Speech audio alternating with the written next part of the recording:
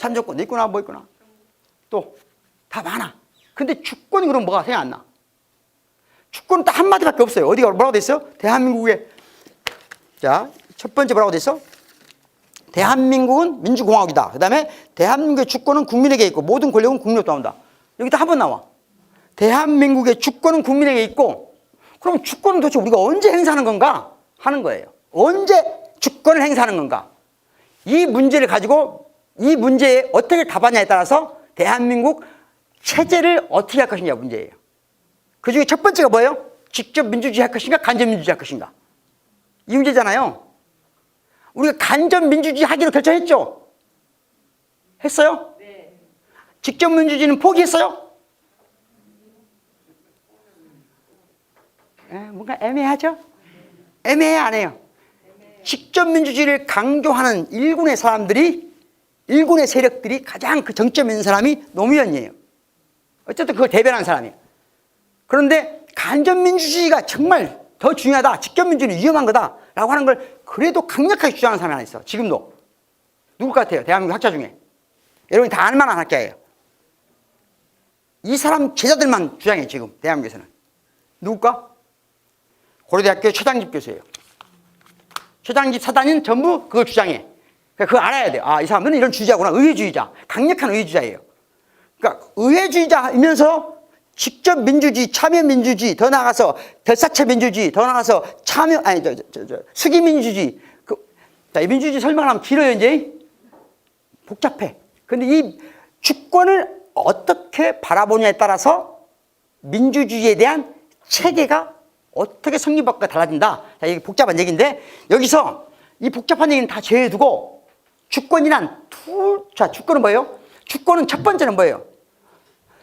나라를, 헌법을 만드는 거예요? 아니면 만든 다음에 생기는 거예요? 주권은 헌법이 만들어지기 전에 이미 있어야 돼요? 아니면 헌법이 만들어져야만 주권은 생겨요? 이게 어려운 거라. 주권이 어려운 이유가 그게 있는 거예요.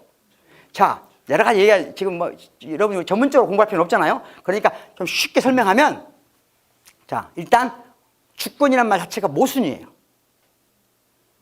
권리가, 헌법이 없으면 주권도 없어. 근데 주권이 없으면 헌법도 없어. 이해하겠어요?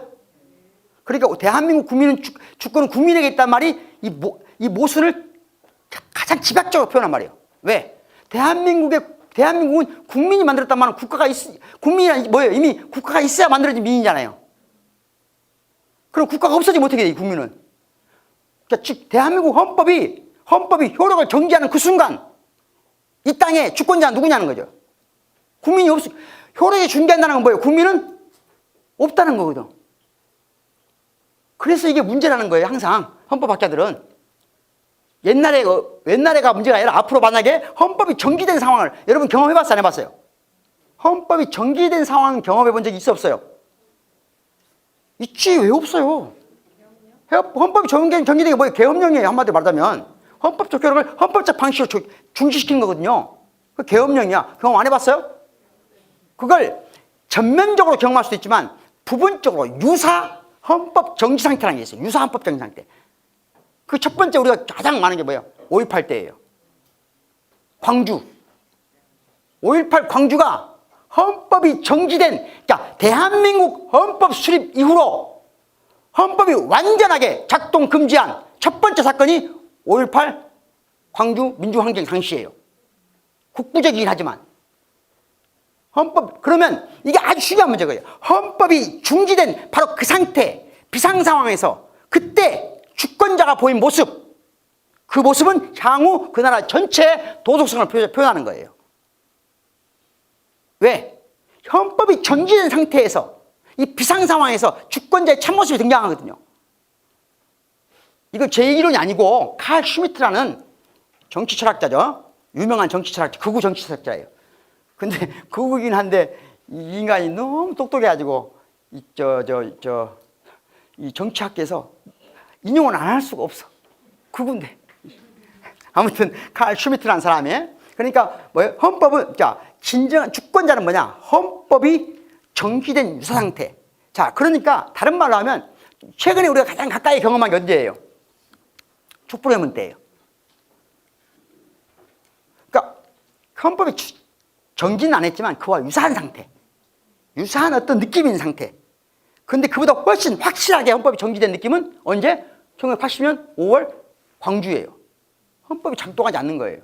국가 권력이 헌법이 작동한다는 건 기본적으로 뭐예요? 헌법이란 권리체계지만 권리를 통해서 권력을 만들어내거든요. 그게 공권력이에요. 공권력이 여기를 더 이상 지배할 수 없다는 걸 의미하는 거거든요. 이해하시겠어요? 자, 그런 상황. 그러면 자, 주권이나 민주주의가 제대로 작동한다는 건 두 가지다. 이런 비상 상황에서 어떻게 주권자가 어떻게 행동할 것인가, 어떻게 행동하는가, 어떻게 행동하도록 유도하는가 하는 것이 이후 그 나라의 민주주의의 질을 결정한다. 실제로 지금은 우리가 어떤 상황이에요? 비상 상황이다. 만약에 친다면 우리의 주권자 행동은 중요하다. 그래서 민주주의를 지키기 위해서는 우리가 생체 리듬까지 감시당하지 않는, 생체 리듬까지 감시하는 뉴 내셔널 파노티코노 시대로 가지 않으려면 시민들 스스로가 주권자 행동을 해야 된다. 그럼 어떻게 해야 되느냐? 시민들의 건강한 주권자 행동이란 뭐냐는 거죠. 뭐냐? 이때 사재기 한다. 그러면 망하는 거야. 사재기를. 지금 사재기를 하지 않는 나라가 세계에서 어느 나라일 것 같아요? 다 사재기해. 다. 지금 요즘에 이제 괜찮은 게 사재기 안 하는데, 지난번에 유급 사태 벌어지니까 독일, 일본, 그 국가를 위해서 헌신한다는 독일 사람들, 일본 사람들 다 사재기해. 미국 사람들, 프랑스 사람들 다 사재기해. 그때 보니까, 아, 걔들이 그렇게 똑똑한 애들이 아니구나. 걔들이 그렇게까지 우리가 생각했던 것보다 그렇게까지 민주주의가 강건한 게 아니구나 하는 이제 의심이 붙게 된 거죠. 자, 여기서 더 얘기할 수 있지만 지나가겠습니다. 그래서 코로나가 제시한 미래의 기준, 그러면 저는 가장 중요한 게 뭐다? 공개성이다. 공개성. 근데 코로나가 이걸 제시했는데 요즘에는 코로나보다 누가 더 지금 가장 중요하다고 생각하는 것 같아요? 요즘에? 지금 윤미향. 이게 제일 중요해요. 모든 공정성, 공공성은 공개에서 비롯된 거예요. 공개하지 않은 건 다 안 돼요. 자, 제가 시민자유대학 이사장이에요. 시민자유대학 회원들한테 돈 받습니다. 우리가 돈 안 내면 우리는 안 쉬어져요. 돈 내야 돼. 제가 시민자유대학 돈 받아요, 안 받아요? 공개가 돼야 돼. 공개가 돼야 돼요. 저는 한 푼도 받은 적 없어요. 내 돈 들어가겠어, 안 들어가겠어요? 많이 들어가지. 근데 공개돼야 된다. 우리 시민자유대학 학장님 돈 받을 것 같아요? 안 받을 것 같아요? 안 받아요. 안 받아. 우리 시민자유대학 재산 완벽하게 공개됩니다. 공개해야 돼요. 제 통장으로 기금 받으면 돼, 안 돼요? 그럴 수도 있어요. 그럴 수 있어. 그럴 수 있지만 그건 공개해야 돼. 그것도. 공개하면 돼. 자, 집안에서 여러분이 한 집안에 우리 집이 공적인, 우리가 한 가족이다. 그럼 어떻게 해야 돼요? 통장을 공개해야 되는 거예요. 공개할 수 있어요? 그러면서 사랑을 얘기하면 안 되는 거예요. 통장을 서로 몰라. 그건 가족이 아니에요. 이익연합체지. 솔직히 지금 공개했어, 안 했어요, 여러분들? 너무. 자식들을 사랑한다고 하면 자식들 통장 공개하네. 안 하지, 절대로. 사랑하지 않는 거예요. 공개합니다. 공개하면 모든 게 공공적이 된다. 이걸 가장 철두철미하게 어긴 데가 어디예요? 왜? 일본은 왜 그런가? 왜? 일본의 가장 큰 문제는 뭐예요? 몸과 육체가 일치하지 않는 거예요. 영혼과 육체가 따라 논다는 게 문제인 거예요. 우리나라도 좀 지금 그런 문제가 있어요. 영혼과 육체가 따라 놓으면 안 된다. 항상 제가 주장하죠. 몸과 마음이 따라 놓으면 안 된다. 일본이 그런 상태. 왜? 자, 국가의 정신은 뭐예요? 국가의 정신은 헌법이에요. 그럼 국가의 몸은 뭐예요? 국가의 몸은 뭐가 있어요? 어디 있어요? 헌법의 몸이 뭐냐고요? 헌법의 몸이. 그게 국립묘지예요. 이해하시겠어요? 모든 공동체는 공동의 죽음을 관리하지 않는 공동체는 없어요. 여러분이 공동의 죽음을 관리하지 않는다 그럼 가족이 아니에요. 이미 가족 공동체 아니에요. 여러분 시제에 가요 안 가요? 안 가. 왜? 안 중요하니까. 공동체가 더 이상 아니에요. 예? 모든 역사 이래로 공동체 중에 죽음을 공동 관리하지 않는 공동체는 없어요. 그러니까 한 국가 공동체라는 것은 뭐예요? 국가에 공동묘지가 있는 거예요. 그게 아무것도 아닌 것 같지만 그게 뭐예요? 우리의 몸이에요. 이게 정신이고. 그러니까 그 몸에 전두환이 묻히면 돼요 안 돼요? 모르겠어요. 하여튼 흥분하면 안 되니까 우리가. 자, 에? 이게 정신이야. 몸이 국민묘지야. 근데 일본은 뭐가 문제예요? 이건 있는데 뭐가 없어? 일본은 국민묘지가 없어요. 그러니까 애들 정신이 나간 거야. 몸이 없는 놈들이요. 에? 국민묘지가 없으니까 어디로 가요? 이상한 묘지에 가지. 그게 신사참배예요. 아주 쉬운 말로 하면 전 세계에서 헌법은 있는데 국민묘지가 없는 유일한 나라예요. 그래서 얘들은 아무리 잘 살아도 인류의 희망이 될 수 없는 애들. 그런 걸 다 이 사진 잘 보면 뭔가 보여주죠. 예? 뭔가 보여주죠. 이건 더 가면 안 될 것 같고. 요즘 국뽕의 시대야. 국뽕의 시대. 국뽕의 시대야. 국뽕 중에 제일 앞에 사람 누구야 이게? 잘 봐봐요. 국뽕들. 이게 자 그런데 조금요 시간이 11시 정도 됐는데 좀 쉬었다 할까요? 어째요? 쉬었다 해요. 좀 더 갈까요? 자 쉰다 1번 손 드세요. 예, 쉬겠습니다. 10분 동안 쉬겠습니다. 그러면 이제 뭘 점검하고 싶냐면 우리가 코로나와 관련해서 대한민국의 역량이 있냐 없냐 솔직히. 지금 우리가 코로나19와 관련해서 전 세계에서 거의 예외 없이 완벽하게 거의 예외 없이 가장 잘 극복하고 있는 나라로 누구도 의심하지 않는 나라예요. 우리가 그러면 이게 정말 어디서 이 힘이 왔을까 하는 거거든요. 어디서 이 힘이 왔을까? 여러분 뭐라고 생각하세요? 어디서 이 힘이 온 것 같아요? 예? 크게 말씀하세요.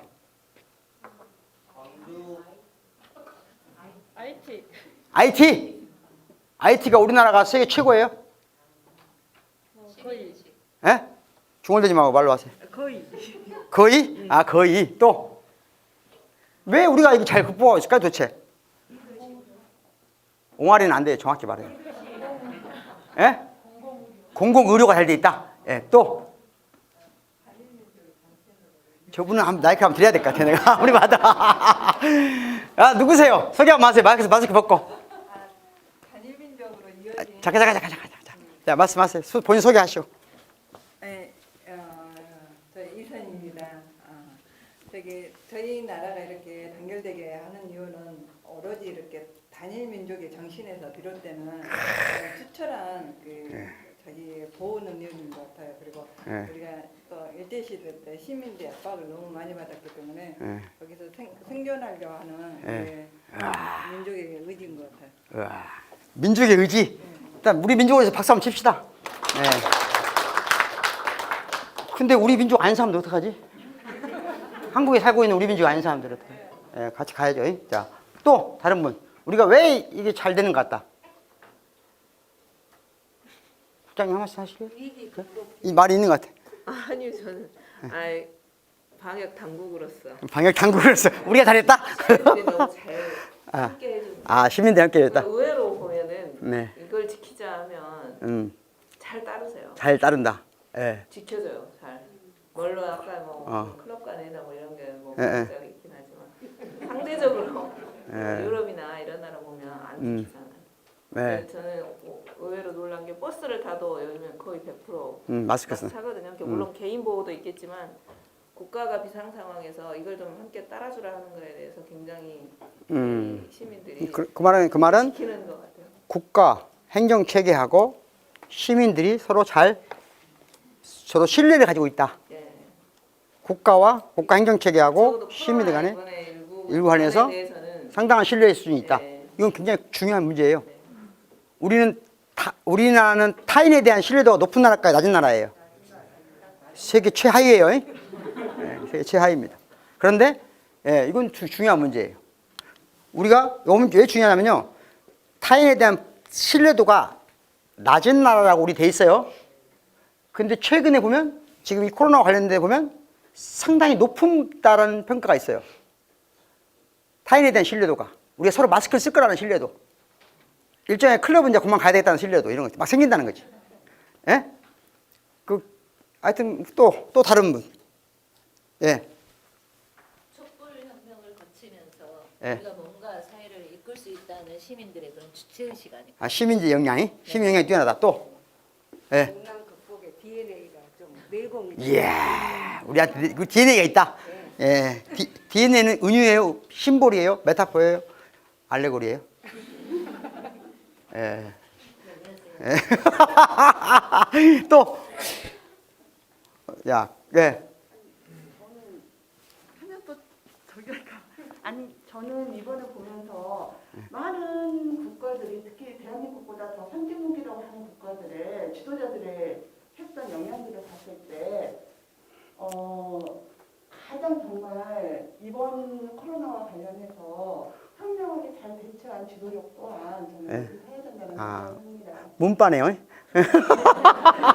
그리고 그 신뢰도가 국민들에게 지금 있기 때문에 국가에서 이러이러한 정책적으로 하자라는 것들이 신뢰도가 상호작용으로 높은 시민의식을 함께 수반하지 않았을까 하는 생각이 들었습니다. 이 문제는 접근하는 방법이 여러 가지가 있는데 그 중에 이게 철학적으로 설명할 수 있고 막 그러는데요. 하여튼 좀 간단히 설명하면 지도자가 훌륭하기 때문에 이렇게 된다라고 하는 설명은 좀 무리가 많이 따라요. 무리가 많이 따라요. 그런데 현대 사회에서는 지도자란 어떤 사람을 훌륭하게 보냐, 있을 때 뭘 했냐가 아니에요. 부재, 없을 때 어떡하냐 하는 문제거든요. 또 하나는 가장 중요한, 요즘에 지도자를 평가할 때 리스크가 있는 지도자냐 없느냐예요. 그러니까 지도자 리스크거든요. 그러니까 지도자 잘한다는 게 아니라 지도자 자체가 문제를 오히려 더 위험 요인인 거야. 위험 요인. 최근에 이 비상 상황에서 대책의 특징은 지도자들이 쉽게 말하면 집에서 누가 위험 요인이에요? 애들이 문제예요? 아빠나 엄마가 문제예요? 리스크는 누구한테 있냐고. 항상 그 리스크가 적다는 거예요. 지금 한국이 지도자 리스크가 좀 적은 축에 속한다. 아주 적은 축에 속한다. 이것도 중요한 요인 중에 하나예요. 그런데 이 모든 이야기를 이제 우리가 상식적으로 할 수 있을 때 얘기고, 우리 학문적으로 검토해 볼 때는 역량이 있기 때문인데, 우리가 과학기술 역량이 뛰어나냐는 거예요. 자, 우리가 이 과학기술 역량은 크게 두 분야거든요. BT하고 IT가 관련돼 있거든. 바이오 테크놀로지하고 바이오테크놀로지, 알겠죠? IT. 이 두 분야에서 우리는 전 세계에서 최고의 기술을 보유국이 아닙니다. 전혀 아니에요. 상위권이긴 하지만 전혀. 우리가 지금 이 분야에서 전 세계에서 가장 연구비를 많이 드는 곳입니다. 전 세계에서 가장, 제가 얼마 전까지 그 본부장 하다 왔잖아요. 아시려나 모르겠지만, 네, 가장 많이 연구비를 주는 나라예요. 그런데 이 분야에 우리나라 최고 탑 클래스 아니에요. 탑 클래스 부분적인 데만이야. 그러니까 반도체가 탑 기술이 아니잖아요. 예? 그렇지. 그러니까 IT 분야에 아주 상위권의 국가이긴 하지만 탑 클래스는 아니다. 그러니까 최고의 기술을 보유한 국가라고 해서 코로나를 극복하는 건 아니더라는 거예요. 그럼 뭐냐는 거지. 여기에 제가 고민한 건데요. 제가 생각했는데, 한국처럼 세계 최고의 BT, IT 기술을 쉽게 접근하고 활용하는 나라는 없어요. 아주 간단한 얘기만 들어볼게요. 간단한 예만 들어볼게요. 제가 독일서 유학생활을 했어요. 저는 독일 5년 동안 살았는데 병원을 가본 적이 없어요. 한 번도. 병원을 가본 적이 없어요. 그럼 어디를 갔을까요? 감기도 걸리고 아플 때 많았었는데. 약국은 갔죠. 또? 공원. 예? 공원? 내가 아픈데 공원을 왜 가요? 정신 차려요. 어디 갔을 것 같아요? 예? 교민.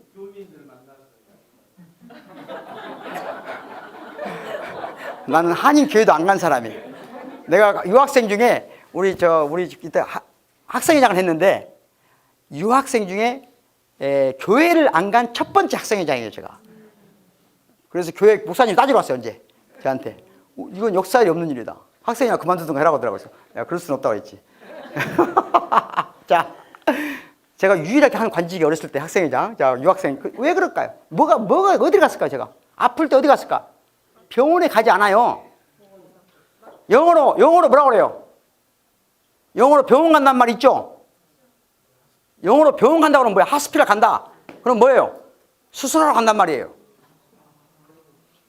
거의 중병이 걸렸다는 얘기예요. 우리만 하면 지금 전대병원이나 최소한 어디 병원 갈 때 하는 말이냐? 저 전대병원이나 조대병원이나 또는 어디 정도 갈까요? 그 정도 큰 병원이 어디 있어요? 광주병원이나 이 정도 갈 때 병원 간다고 그래요. 그럼 우리가 지금 동네 병원 갈 때 뭐라고 그래요? 의사를 만나러 간다고 그러지. 의사를 만나는 것이 병원 가는 게 아니에요. 진짜라니까요. 독일어도 그렇고 영어도 그래요. 영어 잘하시는 분도 누가 있어요. 예. 오늘 집에 가서 찾아봐요. 병원 가다 보면 안 돼. 제가 어떤 일이 있었냐면 진짜로 독일 유학 갔는데 어느 날 갑자기 막 등이 찢어지는 것 같은 거예요. 등이. 아침 일어나면 등에 어떤 느낌이냐면 전체가 딱지가 돼가지고 딱지가 찢어진 느낌이에요. 왜 그러냐면 유학을 가니까 독일 사람들이 마늘 냄새를 싫어한다고 그래. 그래서 마늘을 안 먹었어요. 그런데 김치를 좀 먹은 거야. 냄새 난다고 그래. 그래서 막 샤워를 아침 저녁으로 열심히 하거든요. 냄새 안 나게 하려고. 예? 그러다 보니까 이 등이 바싹 건조하고 마르면 이렇게 얇은 상처가 생겨. 하고 찢어지려 한 거야, 이렇게. 동양인들이 주로 그러고 아프리카 사람들은 더 그래요. 샤워를 많이 하면 안 돼. 예? 그래서 그렇게 된 건데 병원을 갔다 와서 학교를 갔어. 근데 애들이 이제 이렇게 카페테리아에서 이렇게 같이 어학 공부하는 애들끼리 만드는데 어디 갔다 왔냐고 그래서 내가 병원 갔다 왔다 갔더니 갑자기 깜짝 놀라 애들이 너 죽냐? 막 그래. 그때만 잘 몰랐죠. 이게 무슨 말인지 알겠어요? 자, 나는 도덕 5년 동안 병원을 가본 적이 없고 어디만 갔어요? 의사만 만난 거야. 근데 의사를 만나면 주로 자, 우리가 동네 병원 가서 한 번도 동네 병원에서 엑스레이 찍을 수 있어 없어요? 없어. 그런 기계가 엑스레이도 없어요. 주로 하는 게 뭐예요? 그냥 청진기 들고 말로 다 때워요, 의사가. 거의 말로 때워. 거의 말로. 그 처방전도 감기 걸리면 처방 해줘 안 해줘요? 90%는 안 해줘요. 90%는 안 해주고 뭐 하면 차 마시고 산책해라. 예? 아까 여기 아픈다 그러면 이제 처방 해주죠. 그런데 처방도 아주 약하게 해주고 뭐래요? 샤워하지 말라고 그래 그냥. 근데 이 사람은 나하고 한번 기본적으로 30분 동안 대화를 하기 때문에 내 인생을 잘 알아. 예? 나에 대해 아주 잘 알아요. 무슨 말이냐? 독일에서 1차 병원이에요. 2차 병원, 3차 병원, 4차 병원인데 내가 어쩌다가 위가 안 좋았어. 그래가지고 거기서는 내시경 이런 게 없어요. 아예 없어. 그러니까 어디를 가야 돼? 2차 병원을 가야 돼. 내시경을 하려면. 근데 이 수면 내시경은 2차 병원에 없어요. 3차 병원 가야 돼. 2차 병원은 주로 어디까지 있냐면 그 우유 같은 거 먹는 거 뭐예요? 의사 선생님. 우유 먹고 이제 찍는 거 있죠. 장기 찍는 거. 우유 같은 흐연 거 먹고 그거 뭐라 그래요? 막 흐연 거 막 우유 같은 거 막 몇 컵 먹고 그 죽을 것 같은 느낌 있잖아요. 막 그거 먹으면 큰 기계에 앉아갖고 찍잖아요. 그것도 한 번 찍어봤어요. 2차 병원 가서. 더 가려면 3차 또 박아야 돼. 이걸 가장 효율적인 체계라고 우리가 배워왔고 한국이 이런 걸 안 하고 너무 의료 과잉이다 해왔어. 그런데 다시 말하면 우리는 지금 제가 최근에 다니는 병원이 있어요. 정형외과 거기 가면 뭐가 있냐?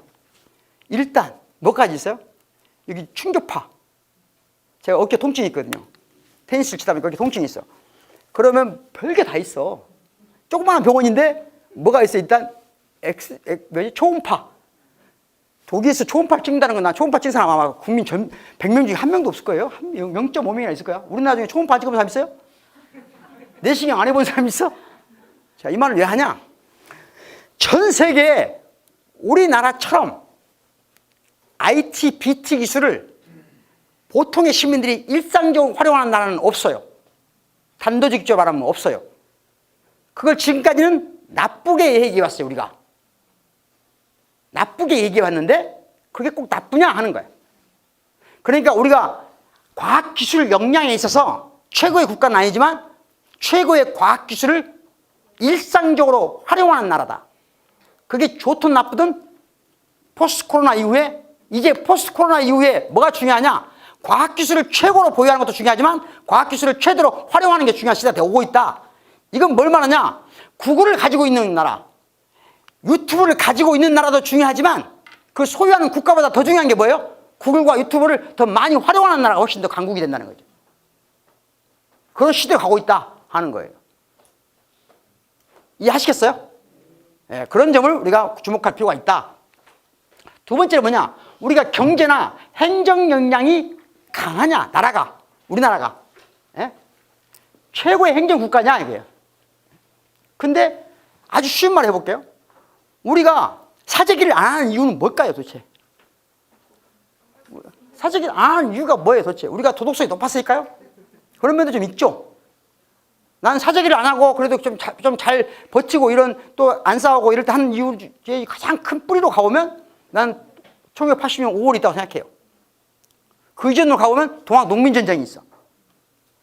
이 나라 국민들이 주권자의 행동을 할 때 첫 번째 주권자의 행동을 의식적으로 하는 운동은 동학 농민전쟁이에요. 우리 역사에서 내가 주권자다. 내가 이 나라를 만들겠다. 저들의 나라가 아니라 우리의 나라를 만들겠다라고 첫 번째 의식하고 의식적으로 일어난 주권자 행동이 동학 농민전쟁이에요. 그런데 동학 농민전쟁들 일부 부정적인 게 있지만 아주 도덕적이었어요. 5.18도 마찬가지죠. 이런 측면이 분명히 있어요. 근데 그것만 가지고 사재기 하지 않아. 사재기를 하지 않는 결정적인 이유 중에 하나는 뭐냐? 우리는 너무 풍성해요. 아주 쉬운 말을 해볼게요. 우리가 지금 봉급 200만 원 받고 사는 사람들도 먹는 거 보면 거의 황제 수준을 넘어서 있어요. 에? 진짜야. 우리가 먹는 것만큼은 정말. 근데 그래도 우리가 살이 안 찌는 거 보면 신기해요. 예? 예. 저도 살이 안 찌는 거 신기해요. 저도 하여튼 한국은 자 경제 역량이 세계 우리가 몇 위권이에요 지금? 우리가 지금 경제적 역량은 몇 위예요? 몰라요? 대략 10위권이에요. 10위. 9위까지 내려간 적이 있고 대체는 9위에서 12위까지 12위로 왔다 갔다 하는 요 정도인데 이건 다른 말로 하면 개인당으로 보면 그렇게 많지 않아요. 높지 않아요. 국민 총생산이 그렇다는 얘기고 개인당으로 보면 그렇게 높진 않아요. 서유럽에 조그만 나라들 많잖아요. 거기는 훨씬 우리보다 잘 살지. 그런데 어쨌든 거기도 다 사재기 했어. 우리만 안 해. 독일에서 있잖아요. 독일에서 보통의 교수가 외식을 가족과 함께 외식을 몇 번 정도 할 것 같아요? 외식을 기분 좋게 레스토랑 가서.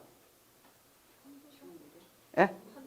독일 노동자들은 우리보다 90일 적게 일하고 평균은 우리보다 2배 받습니다.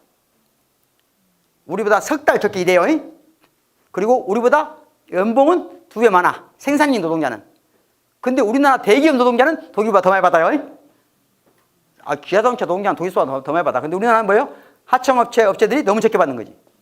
그것 때문에 그런 게 한데 어쨌든 우리나라 보통의 노동자들보다 독일 사람들이 훨씬 많이 벌어요. 2배 정도 벌어요. 평균 임금이.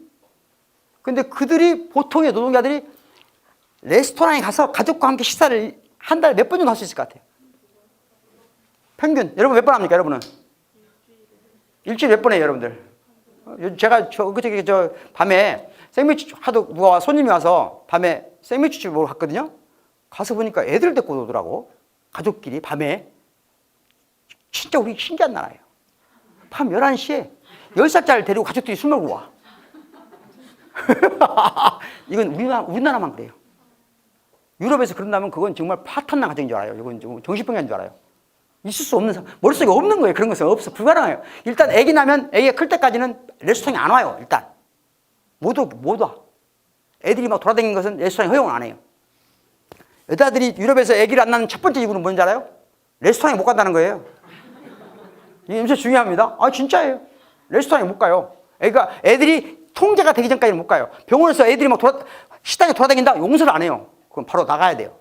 왜? 레스토랑은 밥 먹는 데가 아니에요. 쉬는 데지. 쉬는 데지 밥 먹는 데가 아니에요. 하여튼 그렇다 치고 우리는 그러니까 유럽 사람들한테는 그렇게 많이 벌지만 먹는 것이 우리처럼 풍요롭진 않아요. 우리는 언제든지 먹는 것과 접근 가능하다는 느낌이 있어. 예? 이것도 나쁘게만 봐왔는데 꼭 그러냐 하는 거야. 꼭 그러냐 하는 것이 이 코로나 사태. 예? 예. 그러니까 우리나라가 가장 강력한 게 뭐냐? 교통, 유통, 소통의 액체성이 가장 강한 나라다. 전문적 용어로 하면 제가 철학자니까 이제 전문적 용어를 내가 이걸 가지고 학회가 발표를 한다. 그러면 이런 말 쓸 거예요. 교통, 유통, 소통의 액체성. 우리나라는 거의 서양에서는 액체성이라는 표현을 쓰는데 우리는 거의 기체성이다. 기체성. 이게 거의 기체성이 가깝다. 예? 지금은 또 바우만이 쓴 말이 액체성. 저는 이걸 기체성에 가까운 나라다. 한국은. 세 번째는 시민 역량인데요. 시민 역량인데 자, 시민 역량은 크게 제가 보기엔 세 가지가 묶어져요. 노동운동, 시민운동, 마을운동이에요. 시민 역량의 척도로 보면 자, 전 세계에서 노동운동, 시민운동, 마을운동이 나름대로 밸런스를 유지하고 있는 거의 유일한 나라예요. 우리가. 자, 일본을 가보겠습니다. 뭐가 없어요? 일본에? 노동운동 있어 없어요? 일본에? 없어요. 시민운동 있어 없어요? 없어요. 마을운동 있어 없어요? 마을운동만 있어요. 일본은. 우리가 지금 하고 있는 마을운동은 다 어디서 온 거예요? 일본에서 온 거예요. 일본에서 온 거. 유럽에는 없어요. 마을운동 그런 거. 예? 유럽에는 뭐가 있어요? 시민운동과 노동운동이 있는 이 수준이 유럽의 노동운동과 시민운동이 너무 강력한데 그 강력한 정도가 어느 단계에 이르러버렸냐? 관료화 단계에 이르러버렸어요. 그러니까 화석화됐다는 거예요. 저는 기본적으로 노동운동에 대한 희망을 버린 지 오래됐어요. 그렇지만 한국에 지금 운동, 시민 역량의 강력한 한 기둥이 분명하죠. 그래, 안 그래요? 아, 정교조 강력해, 안 강력해요? 맛이 갔어요, 이미? 상당은 갔지. 상당은 갔지만, 그래도 한 축은 분명하잖아요? 예? 약간 화석화되고 있죠? 그러니까 우리가 지금 정교조를, 여러분 선생님들이니까 정교조를, 민주노총 화석화되고 있죠? 나도 지금 교수노조 빠지려고 그래요. 내가 교수노조 돈도 많이 내고 있는데 지금 빠지려고 그래요.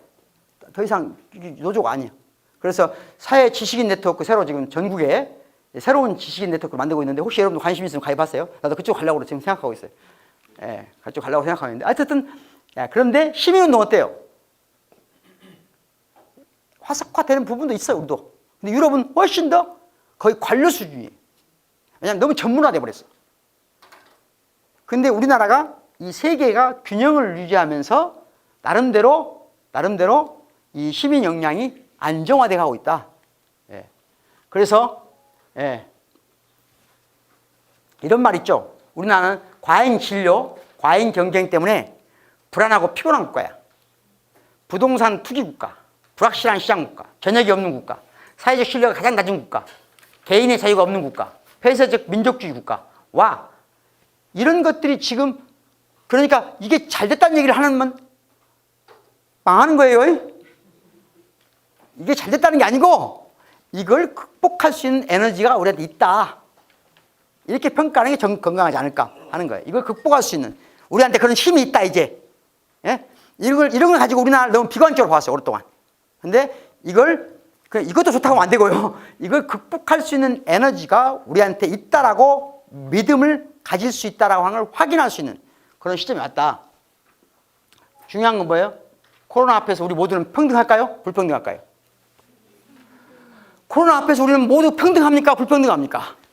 평등하다고 누가 그랬어요? 누가? 마이크로소프트의 회장이 누구죠? 빌 게이츠가 한 말이에요.